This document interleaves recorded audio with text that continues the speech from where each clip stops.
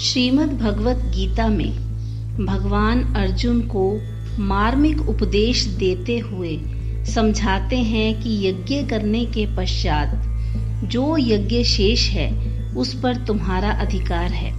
बांट कर खाओ और उससे स्वाद बढ़ेगा। इससे संबंधित एक कथा है। ऋषि उद्दालक और उशस्त चाक्रायण समकालीन ऋषि थे। दोनों के पास ही ज्ञान विज्ञान की शिक्षा ग्रहण करने शिष्य उनके पास आते थे। उद्दालक ऋषि ने उशस्त चाक्रायण को ध्यान में रखकर अपने एक शिष्य से कहा कि मैं तुम्हें एक वस्तु दे रहा हूँ, यह लेकर जाना और उशस्त चाक्रायण ऋषि को देकर आना। उन्हें एक द्राक्षा अर्थात एक किशमिश उठाकर अपने उस शिष्य को देकर कहा कि ऋषि उशस्त चाक्रायण को कहना कि इसे वह अपने हजारों शिष्यों में बांट कर खाएं। वह शिष्य ऋषि उशस्त चाक्रायण के पास पहुंचा। उनसे कहा कि हमारे गुरुवर ने उनके लिए प्रसाद भेजा है तथा सारी बात उनके सामने रख दी। सभी शिष्य सोचने लगे कि कहीं हमारे गुरुदेव का अपमान करने का प्रयास तो नहीं।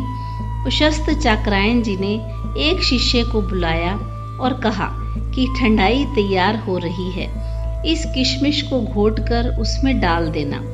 यह सुनकर शिष्य बहुत ही प्रसन्न हुए कि हमारे गुरुदेव बहुत ही महान हैं। उसी समय ऋषि उशस्त चाक्रायण ने यज्ञ सामग्री में से एक तिल उठाया और उद्दालक ऋषि के शिष्य को देकर कहा, गुरुदेव से कहना खुद भी खाएं तथा सारे संसार को भोग लगाएं। अब इतनी सी चीज को, इतने से तिल को सारे संसार को खिलाना है। मनुष्य मात्र को खिलाना है, पशु जगत को भी खिलाना है, पक्षी जगत को भी, कीट पतंगों को भी, कीड़े मकोड़ों को भी तथा खुद भी खाना है। शिष्य को कुछ भी समझ नहीं आ रहा था। फिर उसने सोचा, महापुरुषों की बातें महापुरुष ही जानते हैं, हम लोगों की बुद्धि वहां तक नहीं पहुंच सकती। शिष्य ने सारी बात विस्तार से ऋषि उद्दालक को बताई। ऋषि उद्दालक ने अपने शिष्यों से कहा, यज्ञ वेदी की तरफ चलो, प्राणी मात्र को भोग लगाने का समय आ गया है। यज्ञ वेदी पर सब बैठे और एक साथ उन्होंने कहा, समस्त देवताओं का मुख है अग्नि। अग्नि को अगर यह तिल भेंट कर दिया जाए तो वह अग्नि समस्त देवताओं को और जीव मात्र को यह भेंट बांट देगी।